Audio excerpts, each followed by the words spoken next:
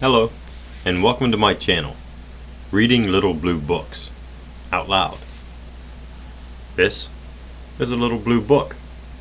It is Little Blue Book number 24, and it is titled The Kiss and Other Stories by Anton Chekhov. And I don't believe it has a copyright date. I checked earlier and I think it was blank.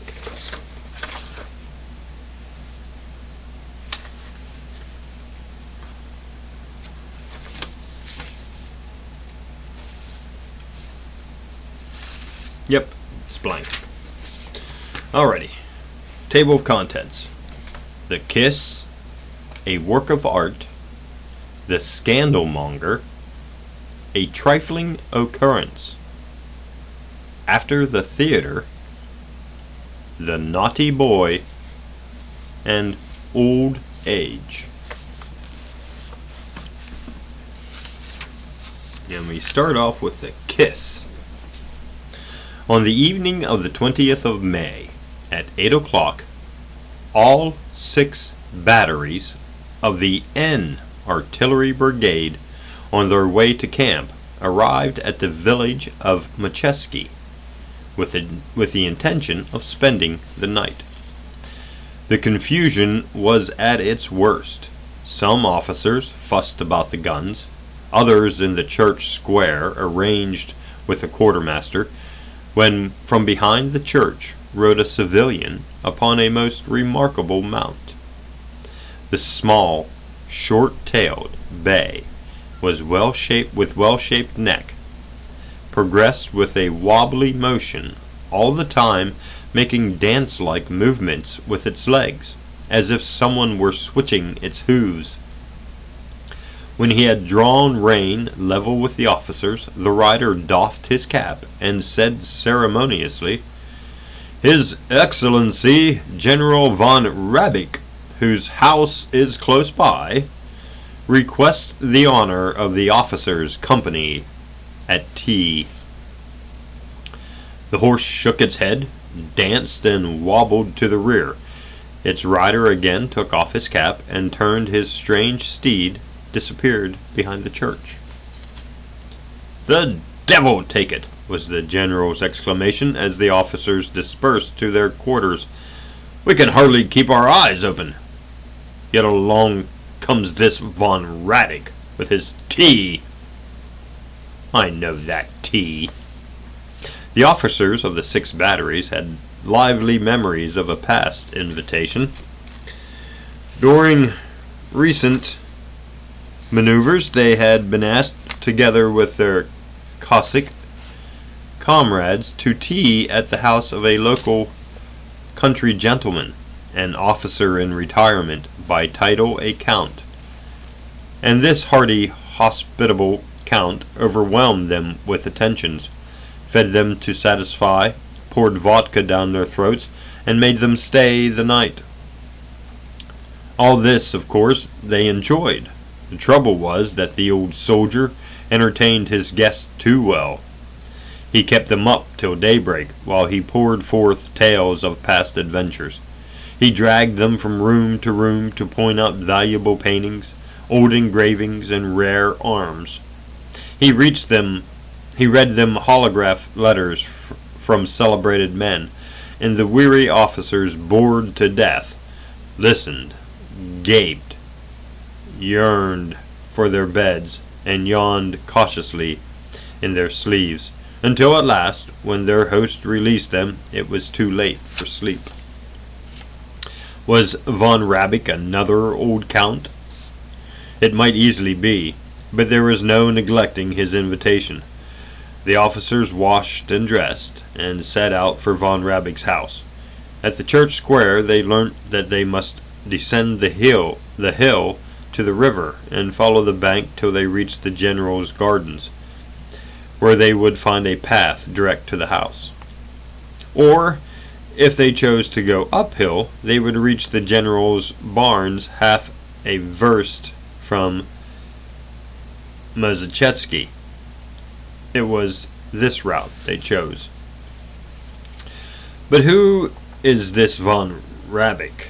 asked one, the man who commanded the N Cavalry Division at Pivina. No, that was not von Rabbik, but simply Rabbi, without the von. What glorious weather! At the first barn they came to, two roads diverged. One ran straight forward and faded in the dusk. The other, turning to the right, led to the general's house. As the officers drew near, they talked less loudly. To right and left stretched rows of red-roofed brick barns, in aspect heavy and morose as the barracks of provincial towns. In front gleamed the lighted windows of von Rabbik's house. "A good omen, gentlemen," cried a young officer. "Our setter runs in advance. There is game ahead."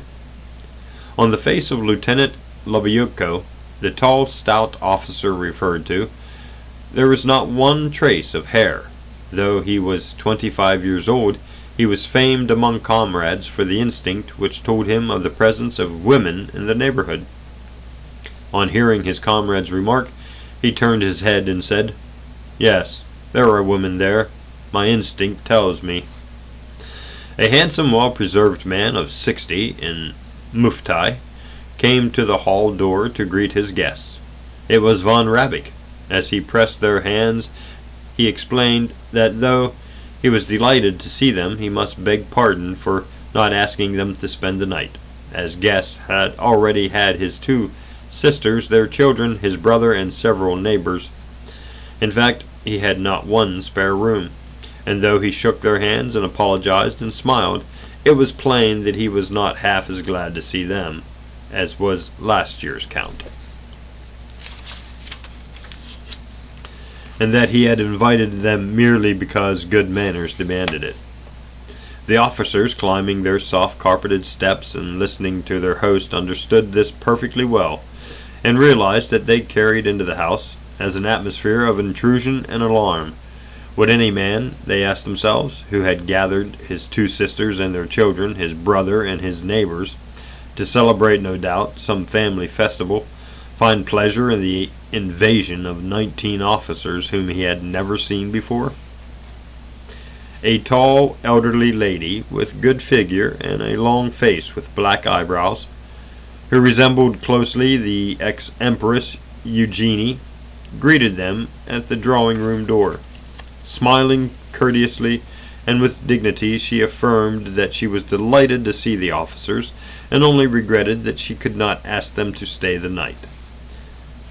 But the courteous, dignified smile disappeared when she turned away, and it was quite plain that she had seen many officers in her day, that they caused not the slightest interest, and that she had invited them merely because an invitation was dictated by good breeding and by her position in the world.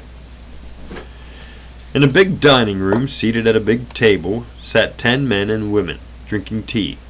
Behind them, veiled in cigar smoke, stood several young men, among them one, red-whiskered and extremely thin, who spoke English loudly with a lisp. Through an open door the officer saw into a brightly lighted room with blue wallpaper. "You are too many to introduce singularly, gentlemen," said the general loudly, with affected joviality. "Make one another's acquaintance, please, without formalities."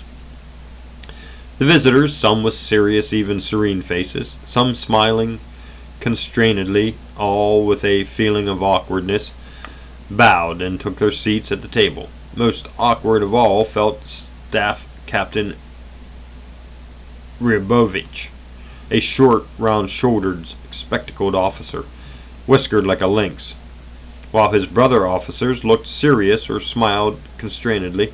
His face, his lynx whiskers, and his spectacles seemed to explain, "I am the most timid, modest, undistinguished officer in the whole brigade." For some time after he took his seat at the table, he could not fix his attention on any single thing. Faces, dresses, the cut glass cognac bottles, the stemming tumblers, the molded cornices, all merged in a single overwhelming sentiment which caused him intense fright and made him wish to hide his head. Like an inexperienced lecturer, he saw everything before him, but could distinguish nothing, and was in fact the victim of what men of science diagnose as psychical blindness. But slowly, conquering his diffidence, Ribovich began to distinguish and observe. As became a man both timid and unsocial, he remarked first of all the amazing temerity of his new friends, von Rabbik, his wife, two elderly ladies, a girl in lilac, and his red-whiskered youth, who, it appeared, was a young von Rabbik, sat down among the officers as unconcernedly as if they had held rehearsals, and at once plunged into various heated arguments, in which they soon involved their guests. That artillerists have a much better time than cavalrymen or infantrymen was proven conclusively by the lilac girl, while von Rabbik and the elderly ladies affirmed the converse. The consternation became desultory. Ribovich listened to the lilac girl fiercely debating themes she knew nothing about and took no interest in, and watched the insincere smiles which appeared and disappeared from her face. While the von Rabbik family, with amazing strategy, invade their guest into the dispute, they kept their eyes on every glass and mouth. Had everyone tea? Was it sweet enough? Why didn't one eat biscuits? Was another fond of cognac? And the longer Ribovich listened and looked, the more pleased he was with the disingenuous, disciplined family. After tea, the guests repaired to the drawing-room. Instinct had not cheated Lobotoiko. The room was packed with young women and girls, and an ere a minute had passed. An ere a minute had passed. The setter lieutenant stood beside a very young, fair-haired girl in black, and bending down as if resting on an invisible sword, shrugged his shoulders conquestedly. He was uttering, no doubt, most unentertaining nonsense. For the fair girl looked indulgently at his sated face and exclaimed indifferently, "Indeed!" And this indifferent "indeed" might have quickly convinced the setter that he was on a wrong scent. Music began, as the notes of a mournful valse throbbed out of the open window. Through the heads of all flashed the feeling that outside that window it was springtime, a night of May. The air was odorous of young popular leaves, of roses and lilacs, and the value and the spring were sincere. Ribovich, with valse and cognac mingling tipsily in his head, gazed at the window with a smile, then began to follow the movements of the women, and it seemed that the smell of roses, poplars, and lilacs came not from the gardens outside, but from the women's faces and dresses. Pardon me. Then they began to dance. Young von Rabbik valsed twice round the room with a very thin girl, and Loibtanko slipped on the parquetted floor, went up to the girl in lilac, and was granted a dance. But Ribovich stood near the door with the wallflowers and looked silently on, amazed at the daring of men who, in sight of a crowd, could take unknown women by the waist. He tried in vain to picture himself doing the same. A time had been when he envied his comrades their courage and dash, suffered from painful heart-searchings, and was hurt by the knowledge that he was timid, round-shouldered, and undistinguished, that he had lynx whiskers, and that his waist was much too long. But with years he had grown reconciled to his own insignificance, and now looked at the dancers and loud talkers. He felt no envy, but only mournful emotions. At the first quadrille, von Rabbig Jr. approached and invited two non-dancing officers to a game of billiards. The three left the room, and Ribovich, who stood idle and felt impelled to join in the general movement, followed. They passed the dining room, traversed a narrow glazed corridor, and a room where three sleepy footmen jumped from a sofa with a start, and after walking, it seemed, through a whole household of rooms, entered a small billiard room. Von Rabbig and two officers began their game. Rabovich, whose only game was cards, stood near the table and looked indifferently on. As the players, with unbuttoned coats, wielded their cues, moved about, joked, and shouted obscure technical terms, Rabovich was ignored, save when one of the players jostled him or caught his cue, and turning towards him said briefly, "Pardon." So that before the game was over, he was thoroughly bored, and impressed by a sense of his superfluity, resolved to return to the drawing-room, and turned away. It was on the way back that his adventure took place. Before he had gone far, he saw what he had missed away. He remembered distinctly the room with the three sleepy footmen, and after passing through 5 or 6 rooms entirely vacant, he saw his mistake.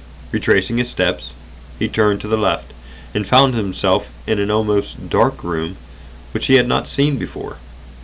And after hesitating a minute, he boldly opened the first door and saw and found himself in complete darkness. Through a chink of the door in front peered a bright light. From afar throbbed the dulled music of a mournful mazurka. Here, in the drawing-room, the windows were open wide, and the smell of poplars, lilacs, and roses flooded the air. Rabovich paused in irresolution.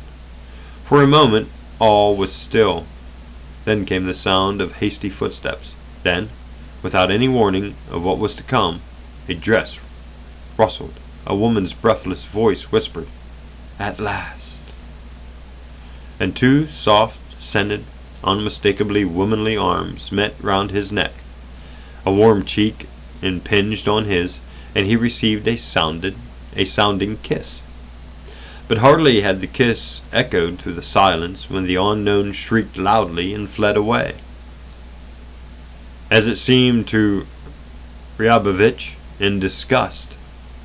Ryabovich himself nearly screamed and rushed headlong towards the bright beam in the door chink. As he entered the drawing-room, his heart beat violently, and his hands trembled so perceptibly that he clasped them behind his back. His first emotion was shame, as if everyone in the room already knew that he had just been embraced and kissed. He retired into his shell and looked fearfully around, but finding that hosts and guests were calmly dancing or talking, he regained courage and surrendered himself to sensations experienced for the first time in life. The unexampled had happened. His neck, fresh from the embrace of two soft scented arms, seemed anointed with oil. Near his left mustache, where the kiss had fallen, trembled a slight, delightful chill, as from peppermint drops, and from head to foot he was soaked in new and extraordinary sensations, which continued to grow and grow. He felt that he must dance, talk, run into a garden, laugh unrestrainedly. He forgot altogether that he was round-shouldered, undistinguished, lynx-whiskered. He had an indefinite exterior. A description from the lips of a woman he had happened to overhear. As Madame von Rabbig passed him, he smiled so broadly and graciously that she came up and looked at him questioningly. "What a charming house you have," he said. straightening his spectacles. And Madame von Rabeck smiled back, and said that the house still belonged to her father, and asked where his parents, alive, how long he had been in the army, and why he was so thin.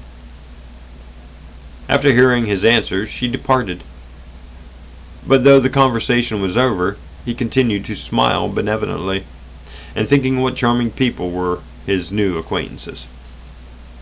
At supper, Ryabovich ate and drank mechanically what was put before him, heard not a word of the conversation, and devoted all of his powers to the unraveling of his mysterious romantic adventure. What was the explanation?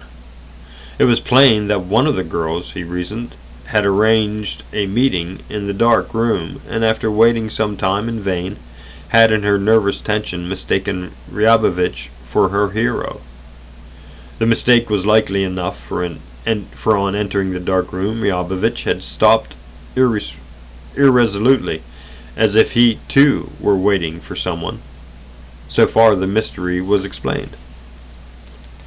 But which of them was it? He asked, searching the women's faces. He certainly was young.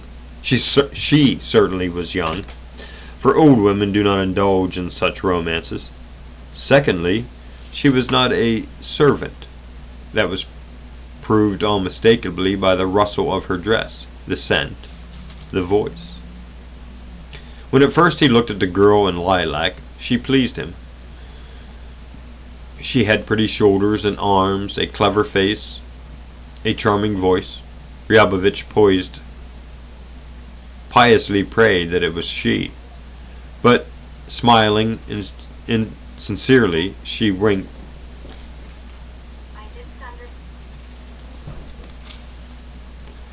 Insincerely, she wrinkled her long nose, and that at once gave her an elderly air. So Ryabovich turned his eyes on the blonde in black. The blonde was younger, simpler, sincerer.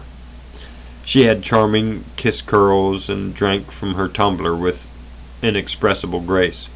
Ryabovich hoped it was she. But soon he noticed that her face was flat, and bent his eyes on her neighbor.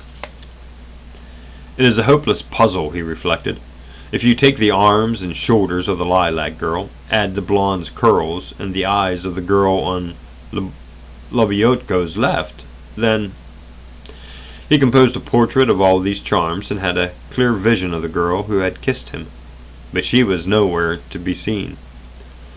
Supper over, the visitors, sated and tipsy, bade their entertainers goodbye. Both host and hostess again apologized for not asking them to spend the night. "I am very glad, gentlemen," said the general, and this time seemed to speak sincerely. No doubt because speeding the parting guests is a kindlier office than welcoming him unwelcomed. "I am very glad indeed. I hope you will visit me on your way back, without ceremony, please. Which way will you go? Up the hill? No, go down the hill, and through the garden. That way is shorter."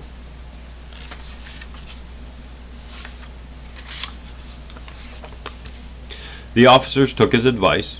After the noise and glaring illumination within doors, the garden seemed dark and still. Until they reached the wicket gate, all kept silent. Merry, half tipsy, and content as they were, the night's obscurity and the stillness inspired pensive thoughts through their brains as through Rabovinich's, such as Rabovinich's, sped probably the same question. Will the time ever come when I, like von Rabeck, shall have a big house, a family, a garden, the chance on being gracious, even insincerely, to others, of making them sated, tipsy, and content? But once the garden lay behind them, all spoke at once and burst into causeless laughter. The path they followed led straight to the river, and then ran beside it, winding around bushes, ravines, and other hanging willow trees. The track was barely visible. The other bank was lost entirely in gloom. Sometimes the black water imaged stars, and this was the only indication of the river's speed. From beyond it sighed a drowsy snipe, and beside them, in a bush, heedless of the crowd, a nightingale chanted loudly. The officers gathered in a group and swayed the bush, but the nightingale continued his song. "I like his cheek," they echoed admiringly. "He doesn't care a kopeck. The old rogue." Near their journey's end, the path turned up the hill and joined the road not far from the church's enclosure, and there the officers, breathless from climbing, sat on the grass and smoked. Across the river gleamed a dull red light, and for want of a subject they argued the problem, whether it was a bonfire, a window light, or something else. Rabievich looked also at the light, and felt that it smiled and winked at him, as if it knew about the kiss. On reaching home, he undressed without delay and lay upon his bed. He shared the cabin with Lobyetko and a Lieutenant Merliakov, a staid, silent little man, by repute highly cultivated, who took with him everywhere the messenger of Europe, and read it eternally. Lubchenco, undressed, tramped impatiently from corner to corner, and sent his servant for beer. Merchlakov lay down, balanced the candle on his pillow, and hid his head behind the messenger of Europe. "Where is she now?" muttered Ryabovich, looking at the soot-blacked ceiling. His neck still seemed anointed with oil, near his mouth still trembling the speck of peppermint chill. Through his brain twinkled successively the shoulders and arms of the lilac girl, the kissed curls and honest eyes of the girl in black, the waists, dress, brooches. But though he tried his best to fix these vagrant images, they glimmered, winked, and dissolved. And as they faded finally into the vast black curtain which hangs before the closed eyes of all men, he began to hear hurried footsteps, the rustle of petticoats, the sound of a kiss. A strong, causeless joy possessed him, but as he surrendered himself to this joy, Lubchenco's servant returned with the news that no beer was obtainable. The lieutenant resumed his impatient march up and down the room. "The fellow's an idiot," he exclaimed, stopping first near Ryabovich and then near Merlikov.